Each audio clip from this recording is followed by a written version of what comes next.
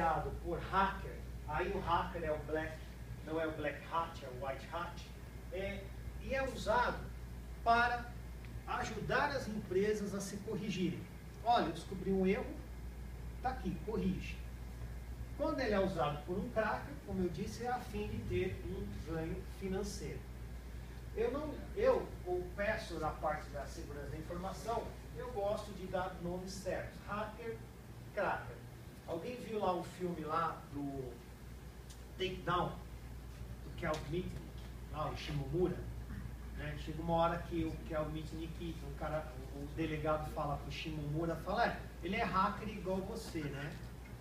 Ele fala, não, eu sou hacker, ele é cracker, ou seja, ele usa o conhecimento dele pro mal, eu uso o meu conhecimento pro bem. Mas isso é só nomenclatura. O problema é que a mídia joga tudo no mesmo saco e diz, né? O cara que rouba cartão de crédito e põe uma arma na sua cabeça e manda você digitar a senha é hacker, né? O cara que liga para você e fala para você, olha, eu sou da casa, não sei o que lá, me dá a sua senha, é hacker, então eles acabam não diferenciando. Mas é legal você, uma pessoa que está buscando entendimento, não confundir. Um é um, outro é outro. Alguns dizem também, como eu já disse, green hat, que é o chapéu cinza, white hat, o chapéu branco, o chapéu preto, etc. Tá? Mas na dúvida, né, não chama todo mundo de hacker, melhor, né? Bom, esse slide ele é bastante interessante. A fonte é da Symantec. Ele diz o seguinte: entre o lançamento de um produto no Delta T0, no tempo zero, e a divulgação e a aplicação de um patch de correção. Patch em inglês é remendo. A Microsoft, sempre que tem patches de correção, ela lança como hotfix, né? Correção quente, ou EBF, Emergency Bug Fix. O que é isso? O código do Windows 7 tem vários erros. Só que eles não iam esperar corrigir-se todos os erros, né, para divulgar e falar, olha, agora pode comprar. O que acontece muito na indústria automobilística é aquele recall, não é? Então, você podia falar, mas podia testar isso antes? É mais ou menos o que a indústria da computação faz. Aliás, alguém leu EULA aqui? Sabe o que é o EULA ou não? É o contrato de qualquer software que você vai instalar. Isso aí, End User License Agreement, acordo de nível de serviço do usuário. No seminário de fraudes desse ano, lá na FEComércio, o cara mostrou uma estatística de um software, eu não lembro o nome, que as pessoas instalavam e lá elas estavam dizendo que elas aceitavam doar a alma ao diabo. Porque ninguém, né, se você não der o clique, você não instala. Então se dá o next, finish, instalou. Quer dizer, e lá no End User License Agreement está escrito assim, que se houver algum problema em decorrência de falha ou vulnerabilidade do meu produto, eu vou indenizar você em até acho que 2, 3 salários mínimos. Pega o carro, estoura o eixo lá, foi falha, você pode ganhar uma indenização milionária. Aqui, não. Ninguém sabe disso porque ninguém lê isso. Agora, se você piratear o Windows e for lá ABS, né, com a Polícia Federal, o valor que você paga é até 3.000 vezes o valor do software. Quanto está a licença do Windows? R$800? Você multiplica por 3.000, você vê que dá lá R$2.400.000. Então você vê que existe uma certa discrepância. Bom, o que acontece? Um produto é lançado nesse dia.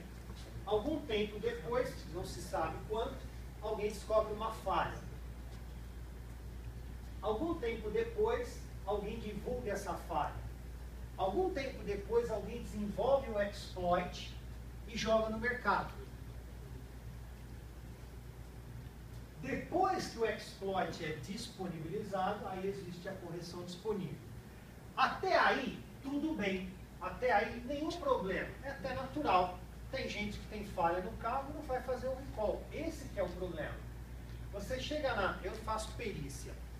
Aí eu chego na empresa da pessoa e olho lá. Caramba, meu. Tem 350.000 patches de correção que não foram aplicados. Patches estão lançados aí há 2, 3 anos. Esse é um problema. Aí o cara quer estar seguro, né? Entenderam ou não? Então esse é um dos maiores problemas. A correção disponível hoje, a indústria que fabrica o software No máximo, ela gera em 72 horas. Os caras pegam a falha, entendem a falha, corrigem a falha, disponibilizam a correção da falha, mas ninguém aplica. Né? Bom, isso é uma outra discussão. Está aqui alguns dias entre a descoberta da falha e a liberação do exploit. Olha como vai cair. 14 dias. Hoje, você tem softwares que descobrem vulnerabilidades, né? Você já tem frameworks, vou mostrar um pedacinho, que já criam exploit. Né? Você dá lá meia dúzia de comandinhos, ele já cria lá o exploit para você. Deixa eu dar um pouquinho mais rápido. Que horas são, gente? 8:10, tá? Então, olha só. O desenho ficou muito bem com a resolução, né? Formas de ataque e invasão. Buffer overflow. Vamos melhorar esse slide aqui. Deixa eu ver se não pus. Só um minutinho aqui. Tá no outro. Deixa eu pular isso aqui. Eu já volto lá naquele ponto lá. Isso aqui fui eu que criei. Né? De todo slide aqui, esse aqui foi um dos slides que eu coloquei aqui. Fique tranquilo, eu posso disponibilizar para a professora, ela passa para você. Use à vontade. Essa metodologia ela é tirada de um livro chamado Hacker's Notes, ou seja, a anatomia de um ataque. Todo ataque estruturado, não por script kits, que é lá o cara que vai seguindo o botãozinho lá, ele passa por essas etapas: planejamento, observação, varredura, enumeração, busca de falhas, exploração da proteção, e aí você cai por nessas vertentes. O que isso quer dizer? Que toda vez que você faz um ataque, né, você sempre fala, eu quero estruturar um ataque, eu quero pensar como um hacker, existe esse ponto a ser seguido, ou seja, já está pronto, não vai reinventar a roda, você pega e vai seguindo um script. Né? O que você tem que entender é como aqui na questão da observação, varredura e numeração, que eu vou te mostrar adiante, é entender algumas ferramentas. Também são disponíveis aí no mercado. Aqui nós vamos usar aqui uma técnica que explora buffer de memória. Sem se aprofundar muito, o que é um buffer? O que é um buffer? Já vou mostrar ali. Buffer é uma... você já ouviu falar que o teu processador... O que compõe um microprocessador? Né? Basicamente, é a unidade lógico-aritmética, a unidade de controle e uma memória auxiliar, chamada de cachê. L1, L2, né? L2 fica externo, L1 fica interno, etc. Buffer é uma unidade de memória. Quando você mandava imprimir alguma coisa, ele falava assim, bufferizando a impressora, quer dizer, carregando o buffer da impressora. É uma unidade de memória auxiliar bastante rápida. Né? Mas não adianta você ir na Santa Efigênia e falar, olha, eu quero comprar 2 GB de buffer aí. Não, não é assim que funciona. Tá? Esse buffer é uma área ocupada, são células na memória que são ocupadas por registradores. E o que a gente tem que fazer? Inundar esse buffer. Né? Inundar no sentido literal. Isso aqui, alguém conhece um pouco de linguagem Assembler? Já viu? Abra depois o shell do DOS. Abra depois o shell do DOS. Naquela tela preta você escreve debug. Debug. E aí você escreve a letra R. E aperta o botão Enter, você vai ver todos os 13 registradores se você estiver trabalhando com plataformas Intel. Ok? São esses registradores. O que a gente faz é manipular esses registradores. Só que quem faz isso hoje é o próprio compilador da linguagem. Sempre que eu vou executar uma rotina, eu, compilador, vou executar uma rotina, eu reservo áreas de memória, como eu já fiz, como eu já falei, eu vou e pego variáveis, carrego na minha memória, salvo o estado da memória, vou, carrego uma outra, resgato o estado da memória, salvo o estado da memória, ele funciona assim. Só que é muito, muito rápido. Se eu conseguir manipular esses ponteiros ou manipular esses registradores e colocar códigos arbitrários lá dentro ou códigos que ele não consiga validar, o que será que pode acontecer? Só Deus sabe. Só Deus sabe. Você não tem como prever exatamente o que acontece no ataque buffer overflow. Porque ele pode cair numa área de memória em que me permite a execução de ações como superusuário ou como administrador, se você estiver usando a plataforma NT. Essa é a ideia principal. Então aqui eu coloco aqui no problema, acesso não previsto a uma localização de memória. Sem explicar aqui a questão da memória, qualquer livro de arquitetura computacional vai te mostrar isso, né? Fique tranquilo, isso aqui você vê em milhares deles, né? E os dados que são escritos em posições adjacentes, são posições vizinhas. Isso é um dos maiores problemas da computação hoje. Por quê? Porque falta a validação de código. Quando eu sou programador, né, quando você faz auditoria de código, ou não audita de código, mas quando você faz auditoria de código, a Microsoft, ela tem quem assina o TechNet aqui na Microsoft? Quem conhece? Eu conheço. Dá uma olhadinha lá, TechNet, você assina? Eu assino. Você vai ver lá que eles falaram uma vez lá, num dos capítulos do TechNet, eles dizem o seguinte: para cada uma linha de código escrito, nós vamos ter 3 outros programadores que validam aquela linha lá. E mesmo assim, sai falha, né? Não só falhas de buffer overflow, mas sai falha, né? Bom, o que eu quero? É manipular o shell. O que é o shell mesmo? O que é shell em inglês? É concha, né? Mas aqui a gente usa qual a ideia? É aquela famosa telinha preta para nós, escrito C2 e que você escreve who am I, quem sou eu, ele vai dizer, você é um administrador. Bom, aqui eu coloquei um pouco da função, vamos passar essa função aqui. Dá uma olhada nesse programa aqui que eu escrevi aqui. Que linguagem é essa aqui? C. C, linguagem C. Na verdade, ali eu fiz a declaração, né, de algumas bibliotecas, não é para a gente entender linguagem aqui. Mas o que eu quero que você perceba é o seguinte: isso aqui é bastante infantil, tá? Bastante trivial. Não quero ofender a sua capacidade de entendimento. Mas, o que está acontecendo? Gente, se eu pegar um copo que cabe 100 mililitros de água e colocar 90, o que acontece com o copo? Nada. Se eu colocar 95, nada. 98, nada. 100, nada. Se eu colocar 101 mililitros, eu fiz essa pergunta, o cara aí, o físico levantou, mas e a tensão superficial? Tem aquela película que forma chama tensão superficial. Então, ok, então vamos por 105. O que acontece? Transborda. Concorda ou não? Esse transbordo é mais ou menos a nossa ideia aqui, ó.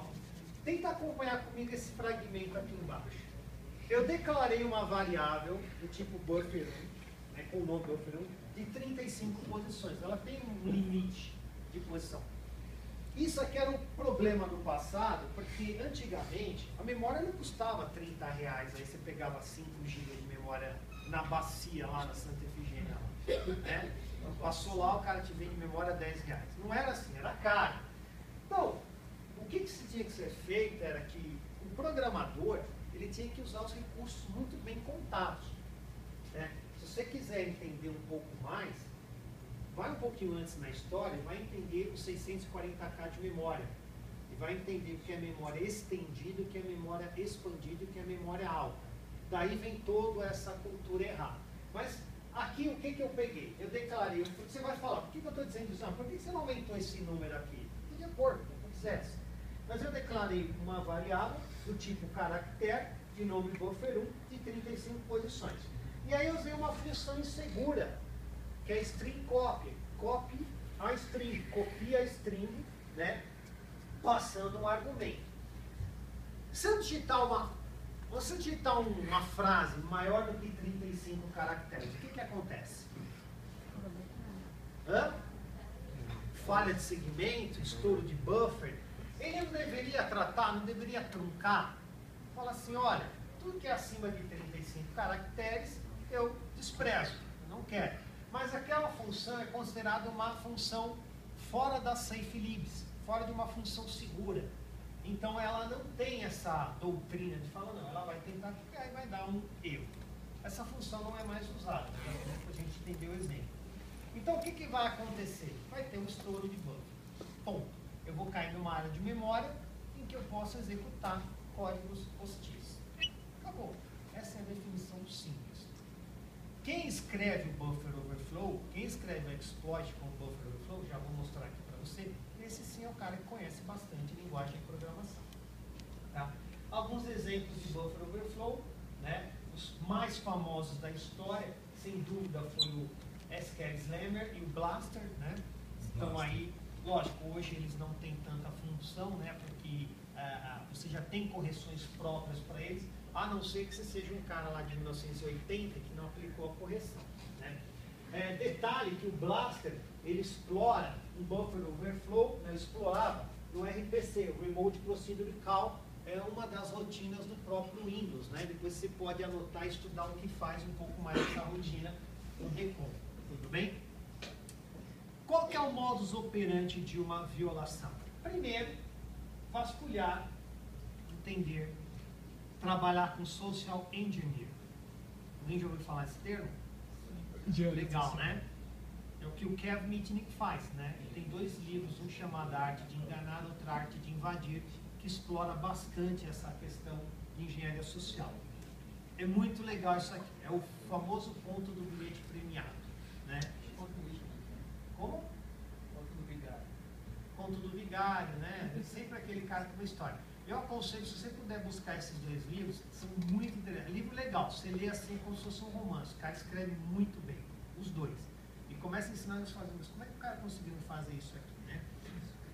Segundo ponto do modus operandi é a questão de sondar os dispositivos, principalmente dispositivos abertos, dispositivos sem devidas proteções. Hoje ocorre muito com falhas de WAP, falhas de autenticação em applications points, né? Terceiro ponto, que é o que nós trabalhamos, exploração de falhas, elevação e manutenção do privilégio. Eu quero elevar meu privilégio de guest para superusuário. E por último, apagar as evidências, que é a manutenção. Isso é um modus operandi. Então, o que eu quero te dizer? Se eu fosse te ensinar a ser hacker, eu falaria para você, esse é o modus operandi de seguir. Todo hacker segue isso aqui. Quando ele tem um alvo pré-definido. Quando o ataque é estruturado. O que é um ataque não estruturado? É quando eu lanço um monte de varredor na rede. Eu pego um range de IP e começo a varrer.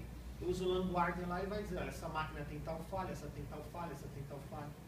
Acabou. Aí não tem tanta, quer dizer, né, não tem tanto foco. O legal é lançar um desafio e falar assim, olha, você vai invadir o site da Drummond, vai entrar lá no site, na questão do financeiro, e vai quitar todas as suas mensalidades. Você paga mensalidade. Você vai entrar lá no site do AIS, no portal do aluno, e vai colocar 10 para você em todas as disciplinas. Tá? Isso é um foco, isso é um objetivo, isso é um ataque estruturado. Ok? Você vai atrás do objetivo comum. E aí você pega e quer ganhar dinheiro, você pega para o aluno lá que está mal das notas e fala, olha, quer que eu mude sua nota lá? Né? R$500 por nota, por ponto. Cada vez que eu subo um ponto. Entendeu? É assim que o pessoal entende como se ganha dinheiro com hacktivismo. Ok? Bom, então, o que eu vou te mostrar agora, né? Essa palestra foi feita para durar 45, 50 minutos. Então, algumas etapas, não são subdetalhes, eu omiti. Né? Senão ficaria uma aula de 3 horas, etc. Mas o que eu vou te mostrar agora, basicamente, se você pegar esse modus operandi e fizer a mesma coisa em qualquer site, em qualquer rótulo, em qualquer leigo, você vai ter o mesmo sucesso. Basta você entender um pouquinho de como funciona a linha de comando. Tá? Porque hoje a gente mexe muito com Graphic User Interface, com o mouse, e acaba esquecendo lá. Alguém já tentou navegar na internet por modo texto? Você sabia que pode? Quem já tentou? Então, não é que você vai tentar, você vai ficar louco, né? Você vai achar, cadê o mouse? Então vamos lá, eu vou mostrar para você, e detalhe, né? Você tem que pensar o seguinte, dependendo do que você estiver fazendo aqui, essa foto é impressionante. Dependendo do que você fizer aqui, o SysOp do seu provedor vai cortar a sua conexão. E aí, provavelmente, dependendo em que estágio você chegar, você vai receber uma carta lá, né, da justiça ou alguma coisa assim para você se explicar. Tá? Eu peço o pessoal, quando eu dou essa aula aqui, eu peço o pessoal para a gente não extrapolar isso aqui. Né? Na FATEC eu fiz isso e cortaram acesso lá e eu tive que responder um monte de formulário lá que estava tendo invasões oriundas do IP da FATEC. Né? Então, o que eu quero dizer, se você for fazer, primeiro, não peque pela, desculpa a palavra, pela burrice, você faz tudo bem, né? E vai lá e deixa lá a sua assinatura para dizer, olha o que eu fiz. Então, quer dizer, se você fizer da sua casa, você vai ser pego. Então, como é que eu contorno isso? Primeiro, você pode usar proxies anônimos. Você pode saltar daqui para a Noruega, da Noruega para o Himalaia, do Himalaia para a China e voltar para o Brasil. Né? Então, você usa anônimos proxy. Você pode pagar por isso. Esse é um dos pontos bastante interessantes. Ou você usa qualquer rede aberta. Mas você também não sabe se essa rede é aberta, você não está sendo monitorado. Bom, em todo caso, não é para você sair daqui com vontade de fazer nada, só com vontade de aprender. Então vamos lá. Existem alguns programinhas que eu usei tanto em ambiente. Quem mexe com Linux aqui? Você precisa aprender a mexer com Linux. Não é ser especialista em Linux. Aconselho você baixar o Kali Linux. Existe uma versão do Remote Exploit que foi desenvolvida, que você baixa um ISO, queima ele no CD, ou instala via USB, instala uma partição, ele ocupa pouquinho, ocupa 80, 90 megas, ele tem um monte de ferramentas. Minha ferramenta de trabalho é meu netbook, né, e eu carrego boot lá, ele tem uma série de ferramentas das quais eu vou te mostrar aqui.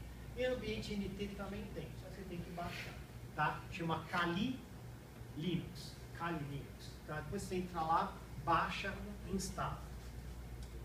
Bom, se você tiver interesse em seguir essa carreira, né? Para quem quer administrar redes, também é importante, porque a mesma ferramenta que você vai usar é o que o hacker vai usar para descobrir como é que você trabalha. Bom, o que é o probe? Recolhe informação. Vamos ver como é que ele faz.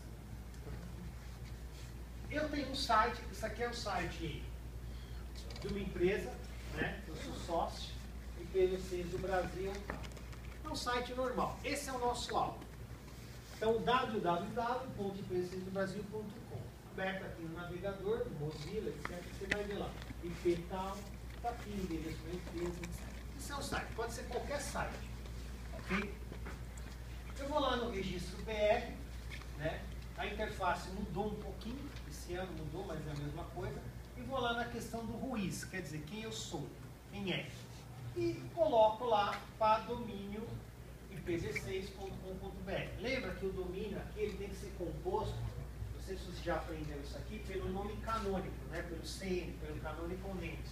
É .com.br.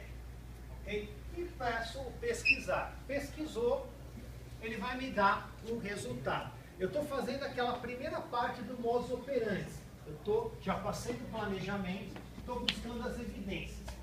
Olha para mim aqui, o que você acha interessante aqui? Para engenharia social, tudo, né? Eu tenho o nome, né, do meu sócio ali, Robson Oliveira, eu tenho endereço, eu tenho uma série de informações públicas. Esse é um problema do Marco Civil da internet. Ele diz que as informações privadas não podem ser pela, mas ele não define o que é uma informação privada. Eu não vou discutir agora, não me cabe isso, se isso é uma informação pública ou privada. Mas ele começa a me dar uma descrição detalhada do que eu tenho. Alguém já ouviu falar no finger? O que quer dizer finger em inglês? Dedo. Finger é um apontador, né? Não sei que é um dedo duro. Tenta acompanhar a flechinha aqui, eu vou voltar aqui, ó. Eu lanço o finger e ele me retorna a lista dos usuários logados. Vamos ver o resultado dele. Aqui eu já estou num bash do Linux, né? Ok?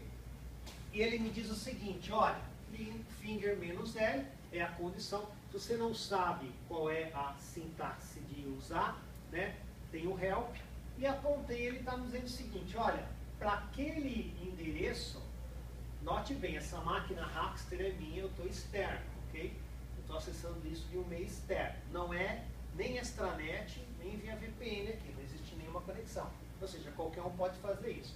Logicamente que o finger, se eu não me engano, roda na porta 79, o teu file tem que estar bloqueado para isso. Né? No caso aqui, existe uma vulnerabilidade aberta que o finger está retornando informações, porque eu quero ser um administrador externo. Tá? Mas qualquer firewall pouquinho de inteligência, ele vai bloquear ou pelo menos vai te alertar que a porta 79, essa mesmo do Finger, vai estar fechada.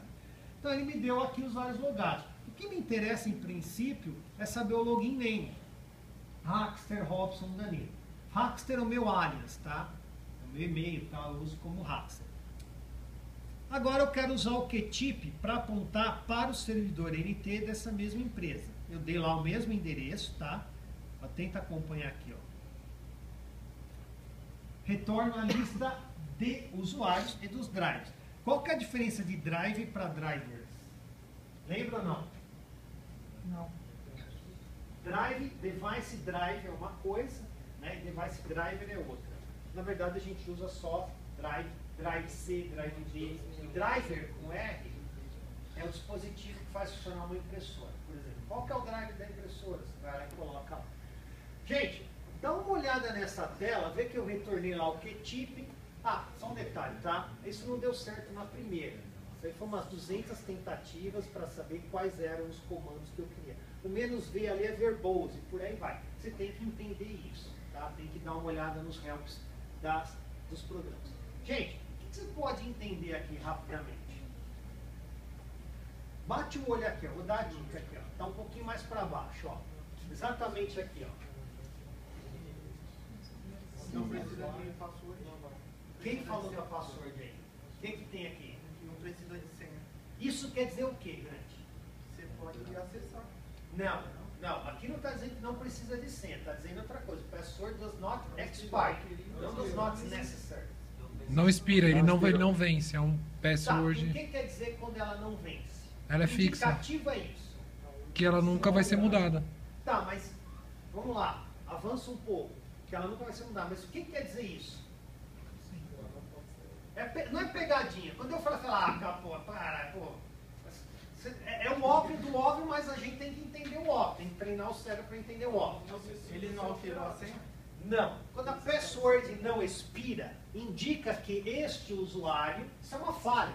É um Administrador. Isso. Porque administrador não expira a senha. Gente, se eu quero entrar na sua empresa, você acha que eu vou querer entrar com um crachá de office boy ou de presidente? De presidente. Sem desprezar que é office boy.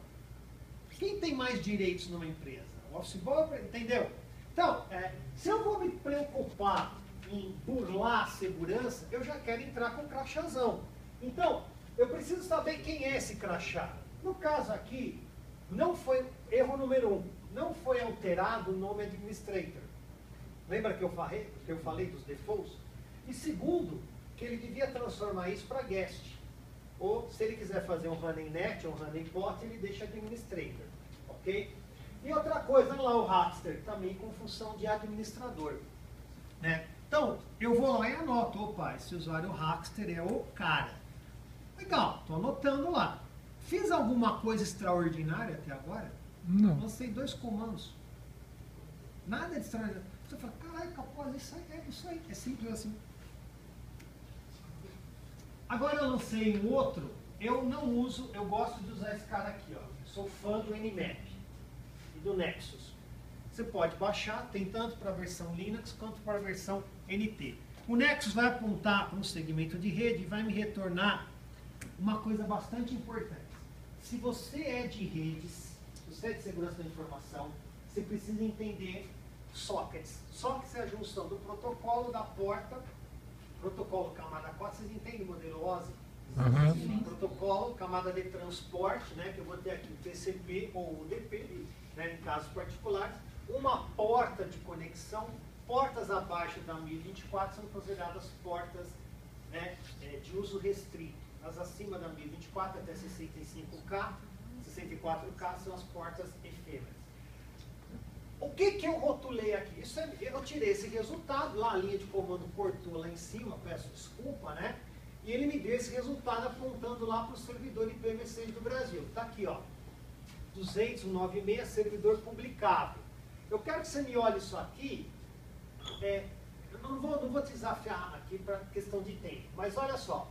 Porta 143, serviço IMAP, aberta. Open. Ela está aberta. Eu falo assim, o que isso quer dizer? Isso está querendo dizer para mim o seguinte: olha, Ricardo, existe um serviço rodando na porta padrão, que é o IMAP. Eu tenho outros serviços, mas eu me entendo. Olha o HTTP lá na porta 80, que você conhece. Olha o Finger lá que eu falei na 79. Olha o FTP na 21, etc. Eu me interessei pelo IMAP. Você poderia se interessar por qualquer uma que estivesse aberta. O que eu fiz então? Eu fiz o seguinte. Guarda essa informação. Existe os... O que faz o IMAP mesmo? E-mail. Quem falou? E-mail. Eu acredito que o IMAP é baseado em e-mail, né? Em webmail, ok? E se fosse porta 25? Tá, SMTP. Hã? SMTP. Isso, e a porta 110? PLP3. POP, isso, exatamente. Tem aqui servidor POP aberto? Não. Tem servidor SMTP? Não. Então, eu quero a porta 143 do IMAP. O que eu fiz? Quem sabe o que é o Telnet? Quem falou? Isso aí, acesso remoto. Após, eu posso lançar um acesso remoto para o servidor na porta 25? Pode. Posso lançar acesso remoto? Posso. O que eu fiz aqui? Quem consegue ver aqui o que está acontecendo aqui? Ó? O chocolate. Ele está tentando conectar na porta IMAP, está recebendo um OK. E agora ele fez o logout. Embaixo, by IPv6 do Brasil, server terminating connection. Pera aí, deixa eu ver. Legal. O que ele falou assim, ó? Eu tentei ver se a porta Telnet aceitava a conexão. Se você configurar o roteador, você vai usar muito o Telnet, o TFTP. Ele falou, foi cancelada pelo host do outro lado. Eu coloquei de novo na porta 143. Posso? Posso. Ele tentou conectar, ele resolveu. O DNS resolveu. E me trouxe isso aqui. Ó. Isso aqui é o que nos interessa.